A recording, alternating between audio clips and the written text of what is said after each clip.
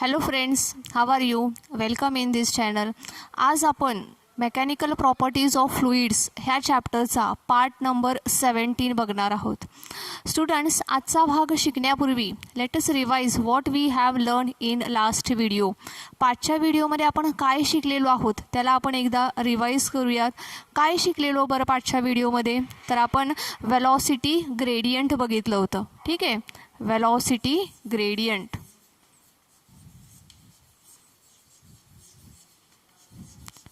Velocity gradient. नाव हा भाग शिकण्यासाठी आपण एक डायग्राम कन्सिडर केला होता बघा. एक स्टेशनरी लेयर आपण काढला होता, त्याच्यावरती हे लेयर्स आहेत की ज्याची वेलॉसिटी इन्क्रीज होत जाते. बरोबर आहे. हा जो लेयर आहे ह्या लेयरची वेलॉसिटी असेल v. त्याच्या खालचा जो लेयर आहे त्याची वेलॉसिटी असेल v मायनस dv आणि वरच्या लेयरची वेलॉसिटी असेल v प्लस dv. बरोबर आहे. ह्या लेयरचं distance from the stationary layer आपण कन्सिडर केलं होतं x. ह्या लेयरचं डिस्टन्स होईल मग x मायनस dx आणि ह्याच्या वरच्या लेयरचं डिस्टन्स होईल x प्लस dx.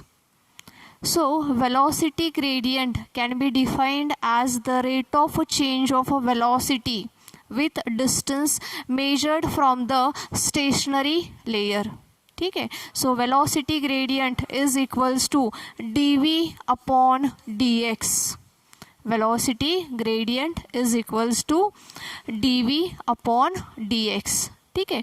तर हा भाग आपण कालच्या व्हिडिओमध्ये बघितलेला होता. त्याच्यानंतर आपण काय बघितलं होतं? तर आपण बघितलं होतं coefficient of viscosity.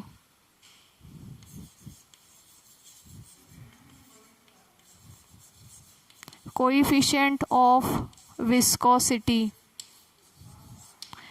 Now the coefficient of viscosity आपण हा टॉपिक बघितला होता की ज्याच्यामध्ये कोइफिशियंट ऑफ विस्कॉसिटी ईटाची व्हॅल्यू आपण फाइंड आउट केलेली होती. काय बघितलेलं ह्याच्यामध्ये आठवतं आहे का? तर viscous force F is directly proportional to the area of the layer. Okay.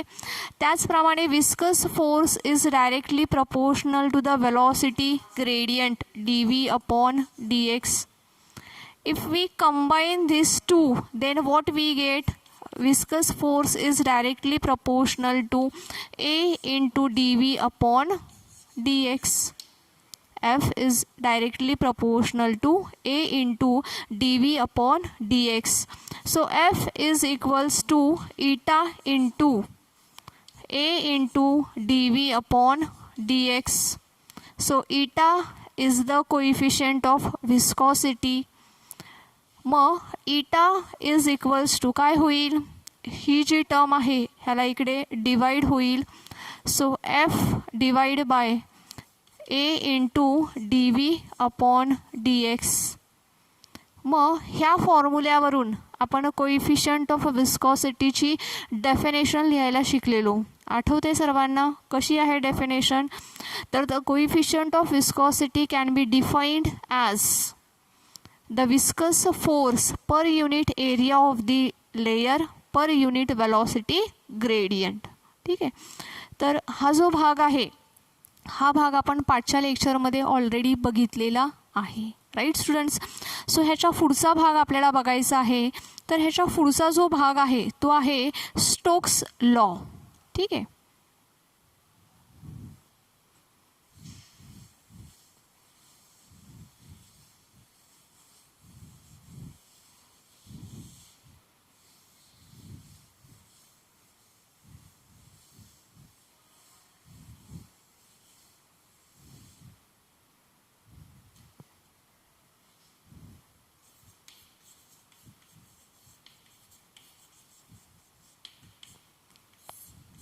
Stokes law आपल्याला बघायचा आहे. नाव स्टोक्स हे एक सायंटिस्ट होते. ह्या सायंटिस्टने हा लॉ इन्व्हेंट केलेला आहे, त्यामुळे आपण ह्या लॉला स्टोक्स लॉ असं म्हणतो. काय बरं सांगितलं आहे ह्या सायंटिस्टने? तर the object which is in a spherical shape. ठीक आहे. एखादा spherical object Wien moves in a fluid material, ज्यावेळेस हा जो ऑब्जेक्ट आहे, स्पेरिकल ऑब्जेक्ट आहे, हा फ्लुइड मटेरियलमध्ये, फ्लुइड मीडियममध्ये मूव्ह होत असतो, त्यावेळेस त्याच्यावरती ॲक्ट होणारा विस्कस फोर्स, त्याच्यावरती ॲक्ट होणारा viscous force is directly proportional to the radius of that spherical object. ठीक आहे. Viscous force is directly proportional to the radius of that spherical object. ठीक आहे. त्याचप्रमाणे this viscous force is directly proportional to the velocity of that object. त्याचप्रमाणे काय आहे तर हा जो विस्कस फोर्स आहे it is directly proportional to the velocity of the object. ठीक आहे.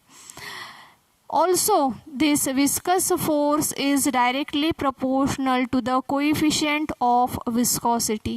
त्याचप्रमाणे हा जो विस्कस फोर्स आहे, हा विस्कस फोर्स कसा आहे, directly proportional to the coefficient of viscosity. Now when we combine these 3 equations, ज्यावेळेस आपण हे तीनही इक्वेशन्स कंबाईन करतो त्यावेळेस काय मिळेल आपल्याला, हे तीनही इक्वेशन कंबाईन केल्यानंतर सांगा बरं.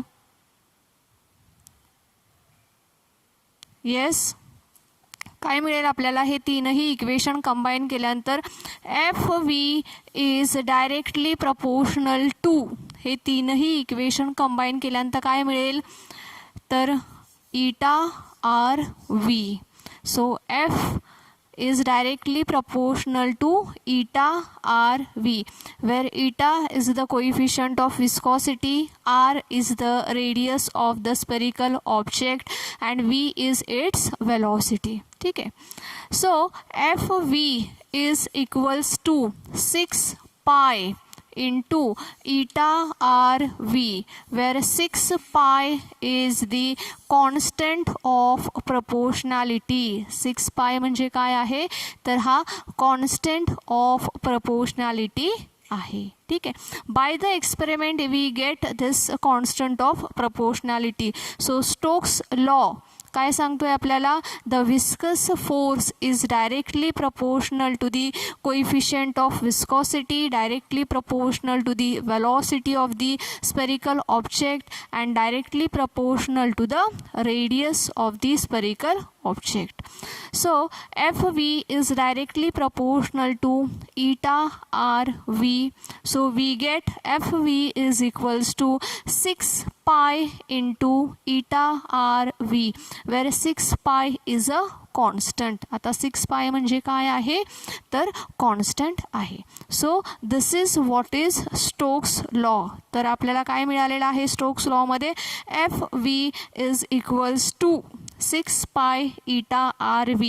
Now this expression gives us the viscous force which acts on the spherical object when that object is moves through the fluid.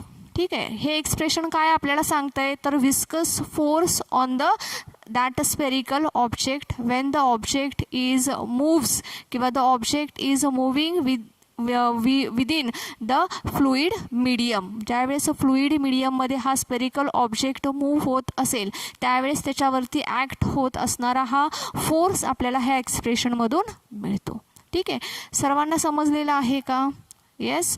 तर आपण काय करूयात आता ह्याचा पुढचा भाग बघूयात की जो आपला ह्या चॅप्टरचा शेवटचा टॉपिक आहे, that is terminal velocity.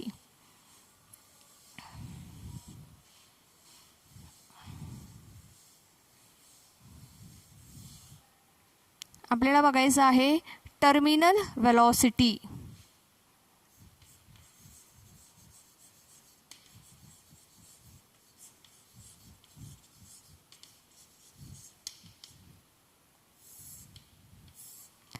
Terminal velocity आता हा जो कन्सेप्ट आहे हा कन्सेप्ट समजून घेण्यासाठी let us consider a spherical object. आपण एक काय करूयात, एक स्पेरिकल ऑब्जेक्ट कन्सिडर करूया की ज्याची रेडियस ही काय असेल तर स्मॉल आर एवढी ह्याची रेडियस असेल. ठीक आहे, तर आपण एक स्पेरिकल ऑब्जेक्ट कन्सिडर करतोय की ज्याची रेडियस कशी असेल, स्मॉल आर एवढी असेल. Let us consider a beaker in which a fluid, एक त्याच्यामध्ये आपण काय घेतलेलं आहे, फ्लुईड घेतलेलं आहे. असं आपण काय घेऊयात, एक बीकर घेऊयात.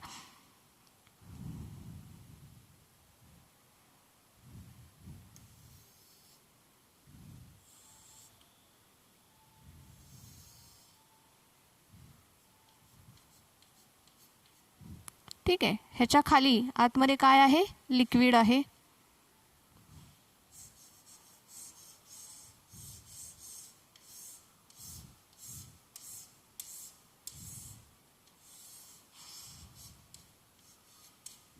ओके, सो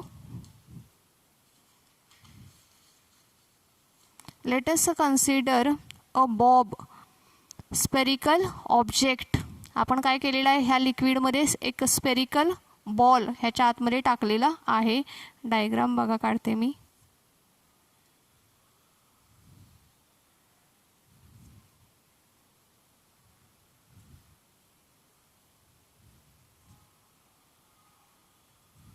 ठीक आहे, दिसतोय सर्वांना.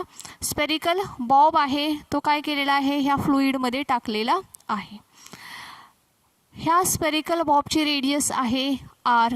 Late us assume that the sphere moves with the velocity V. ह्या स्पियरची वेलॉसिटी किती आहे, व्ही आहे असं कन्सिडर करूया.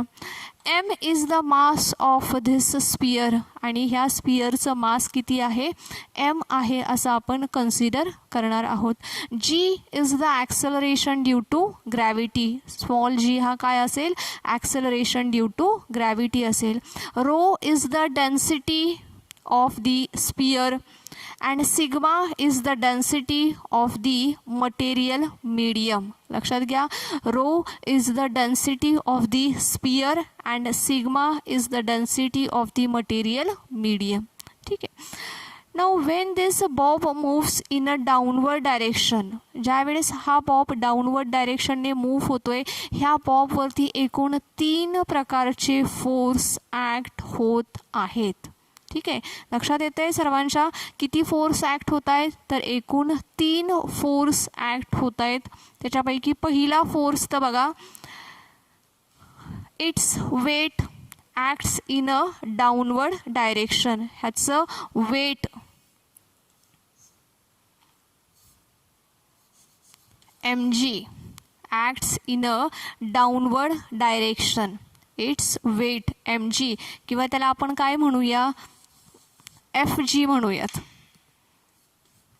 FG which acts in a downward direction. ठीक आहे. नाव स्पेरिकल ऑब्जेक्ट आहे. स्टोक्सने सांगितल्याप्रमाणे ह्या स्पेरिकल ऑब्जेक्टवरती अजून एक फोर्स ॲक्ट होतो. तो म्हणजे कोणता, तर विस्कस फोर्स ह्याच्यावरती ॲक्ट होतोय. ठीक आहे, पहिला कोणता फोर्स बघितला आहे आपण, FG. कसा आहे याची डायरेक्शन, डाऊनवर्ड डायरेक्शन. ह्याच्यावरती ॲक्ट होणारा दुसरा फोर्स कोणता आहे, FV. डायरेक्शन कशी आहे ह्याची, अपवर्ड. डायरेक्शन कशी आहे ह्याची, अपवर्ड डायरेक्शन आहे. Now as the velocity increases the magnitude of the upward this viscous force is also increases. जसजशी ह्या स्पेरिकल बॉलची वेलॉसिटी वाढत जाईल तसतसा ह्याच्यावरती ॲक्ट होणारा विस्कस फोर्स देखील वाढत जाईल.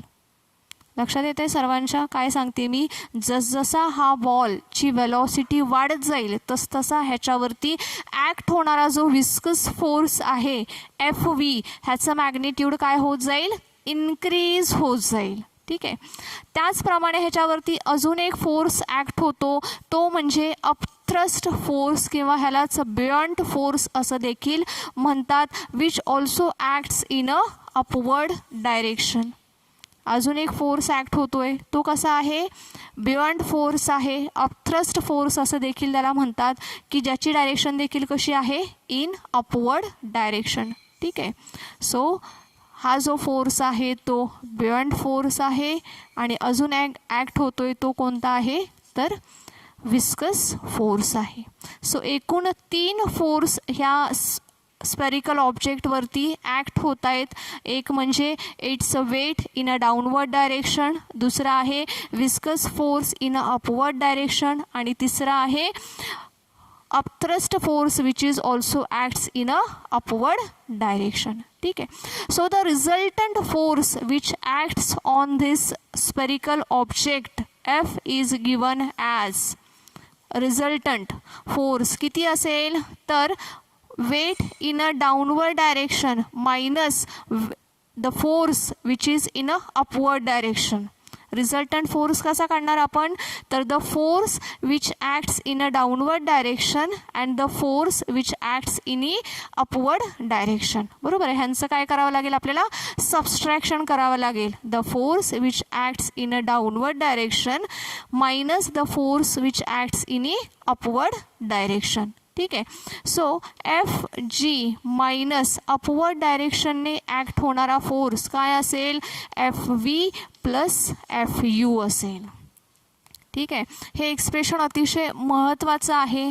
काय आहे हे, F means it is the resultant force on a sphere.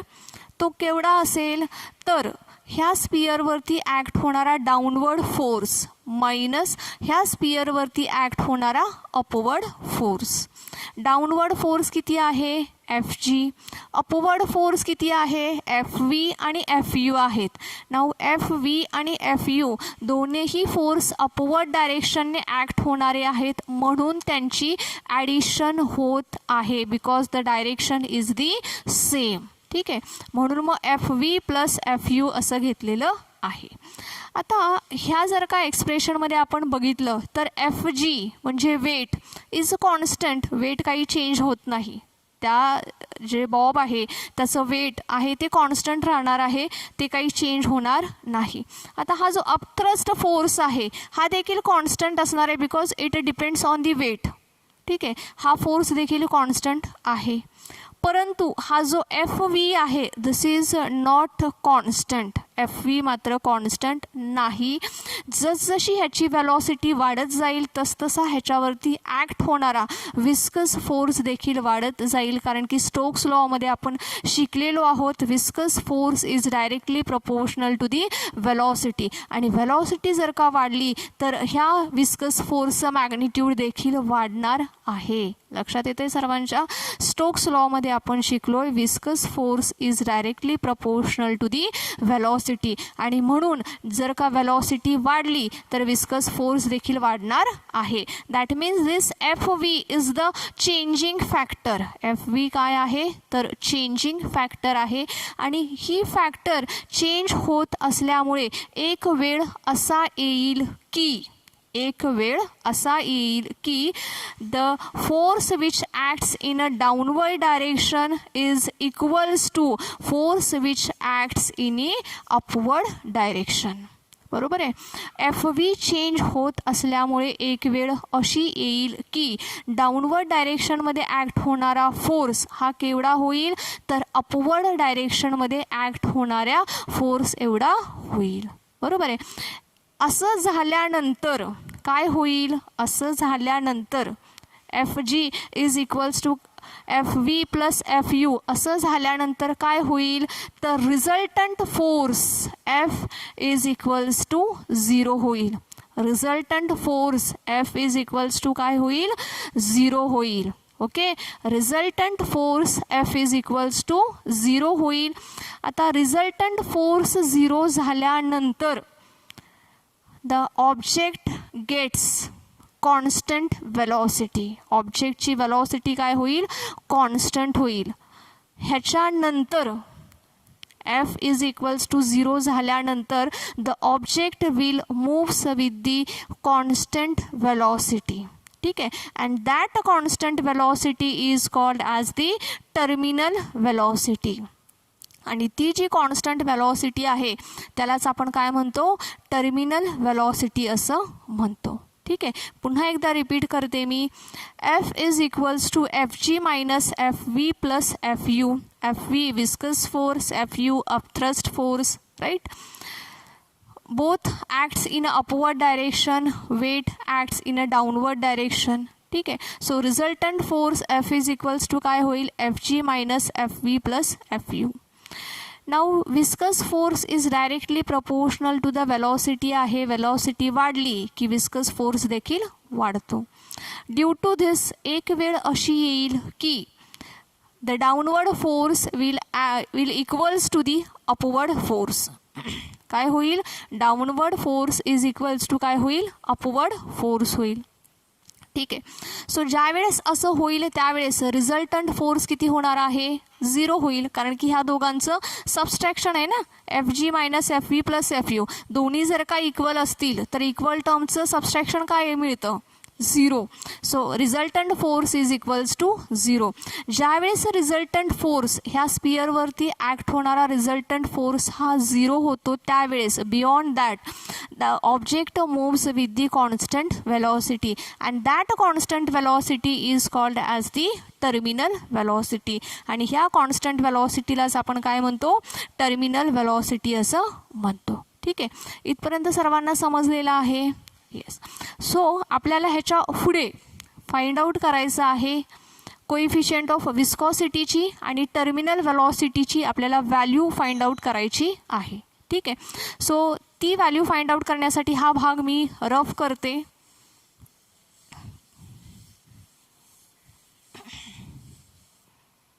बघा, आपण काय एक्सप्रेशन बघितलेलं आठवते, टर्मिनल वेलॉसिटीची कंडिशन काय बघितली होती आपण, F G is equals to F V plus F U. ठीक आहे, असं असल्यानंतर दोन्ही फोर्स इक्वल होतात आणि तिथून पुढे जी वेलॉसिटी असते त्याला आपण टर्मिनल वेलॉसिटी असं म्हणतो. So F G is equals to F V plus F U.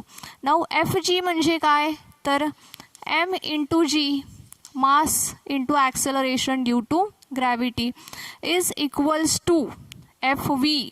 F V म्हणजे काय, विस्कस फोर्स आहे. By the Stokes law viscous force आपण लिहू शकतो 6 pi eta R V plus F U. बरोबर आहे. नाऊ एम जी, एमची value आपल्याला लिहायची आहे. एम म्हणजे काय, मास ऑफ द स्पियर. ठीक आहे, कसा काढू शकतो आपण, volume into density. So 4/3 pi R cube into rho into हे G acceleration due to gravity. बरोबर आहे, which is equals to 6 pi eta R V plus F U म्हणजे अपथ्रस्ट फोर्स. ठीक आहे, M into G, upthrust force M into G. इथे काय होणार मग, 4/3 pi R cube sigma into G, where sigma is the density of the medium. लक्षात येते, 4/3 pi R cube हे काय आहे, volume. Rho is the density of the sphere. G is the acceleration due to gravity. 6 pi eta R V म्हणजे काय आहे, viscous force आहे. F U म्हणजेच काय आहे, एम इंटू जी आहे. एफ यू म्हणजेच काय आहे, एम डॅश म्हणूया त्याला, एम डॅश इंटू जी.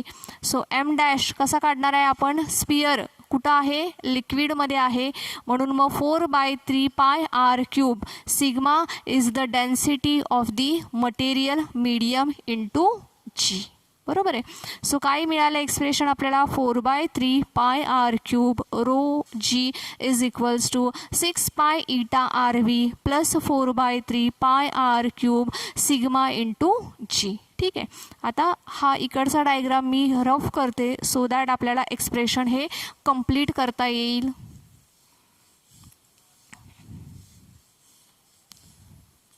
येस, सर्वांना दिसते. आपल्याला व्हॅल्यू कशाची काढायची आहे, वेलॉसिटीची व्हॅल्यू काढायची आहे, राईट. मग वेलॉसिटीची ही टर्म इकडे ठेवूया आणि ही जी टर्म आहे ती आपण ह्या बाजूला घेऊन जाऊयात. मग आपल्याला काय मिळेल, वेलॉसिटीची व्हॅल्यू मिळेल. ही वेलॉसिटी म्हणजे काय असणार आहे, आपली टर्मिनल वेलॉसिटी असणार आहे. ठीक आहे. So 6 pi eta R V is equals to, ही टर्म्स आपल्याला इकडे आणायची आहे. मग काय मिळेल आपल्याला, 4/3 pi R cube rho into g minus 4/3 pi R cube sigma into g. बरोबर आहे. 4/3 pi R cube rho g minus 4/3 pi R cube sigma into g. ठीक आहे. सो आता ह्या एक्सप्रेशनमध्ये ज्या टर्म्स कॉमन आहेत त्यांना आपण बाहेर घेऊयात. सो 4/3 पाय आर क्यूब ब्रॅकेटमध्ये rho minus sigma into g, acceleration due to gravity. इकडे काय आहे, 6 pi eta R V.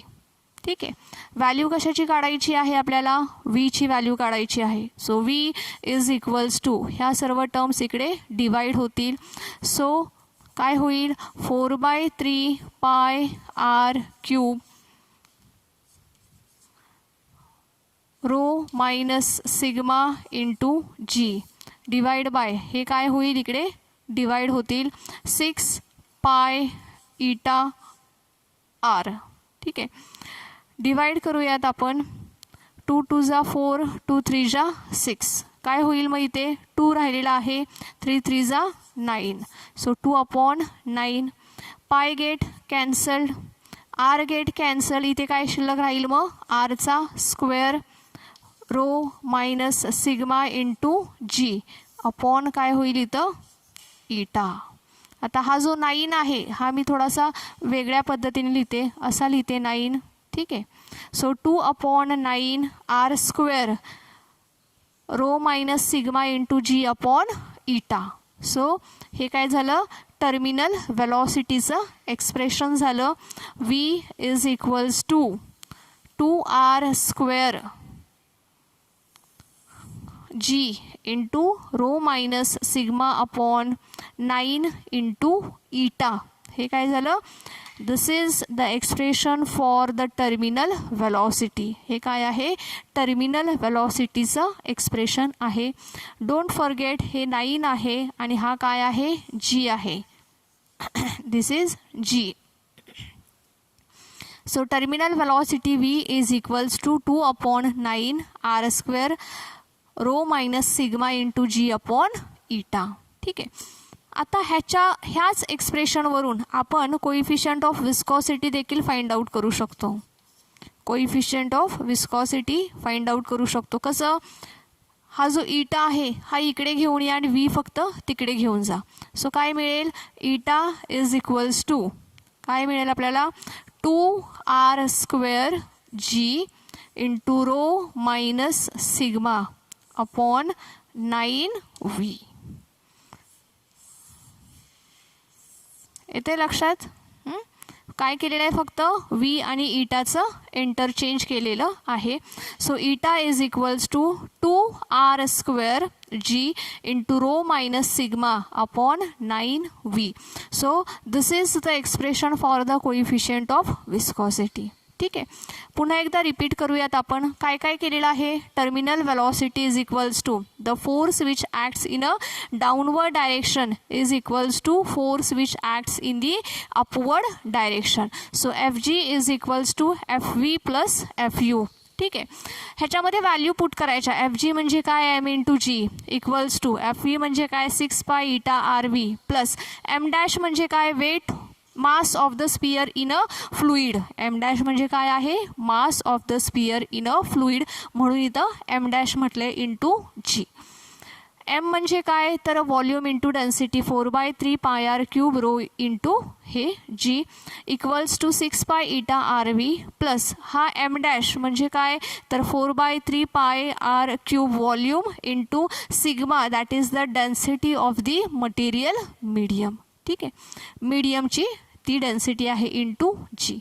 V काढायचं आहे आपल्याला, त्यामुळे ही टर्म्स आपण इकडे घेतली आहे, सबस्ट्रॅक्शन झालेलं आहे. इथं बघा 4/3πr³ कॉमन काढलेला आहे, रो मायनस सिग्मा इंटू जी केलेलं आहे. कॉमन टर्म्स ज्या आहेत त्या ह्याच्यामध्ये कॅन्सल होतील आणि व्हीची व्हॅल्यू आपल्याला मिळेल 2r² g into rho minus sigma upon 9 eta. ह्याच्यावरून आपण इटाचं देखील एक्सप्रेशन फाइंड आउट केलं आहे, 2r² g into rho minus sigma upon 9 v. V म्हणजे काय, टर्मिनल व्हेलॉसिटी. ठीक आहे. सो स्टुडंट्स, अशा पद्धतीने ह्या चॅप्टरचा आपला थिअरेटिकल भाग संपलेला आहे. इथून पुढचा जो भाग आहे इक्वेशन ऑफ कंटिन्युटी, हा जो भाग आहे तो आपल्या सिलेबसमधून ड्यू टू कोविड-19 आपण तो एमिट केलेला आहे, त्यामुळे आपण तो पुढचा भाग घेणार नाही आहोत. सो आपला चॅप्टर इथेच संपलेला आहे असं मी डिक्लेअर करते. ह्या चॅप्टरचे जे काही न्यूमॅरिकल्स आणि MCQs आहेत ते आपल्या ग्रुपवरती मी सोडवून टाकेल. ठीक आहे. तुम्ही ह्या चॅप्टरचा व्यवस्थित चांगला अभ्यास करा, नोट्स रेफर करा आणि न्यूमॅरिकल्स देखील स्वतःहून सॉल्व करण्याचा प्रयत्न करा. Okay students, thank you. Have a nice day. ठीक आहे.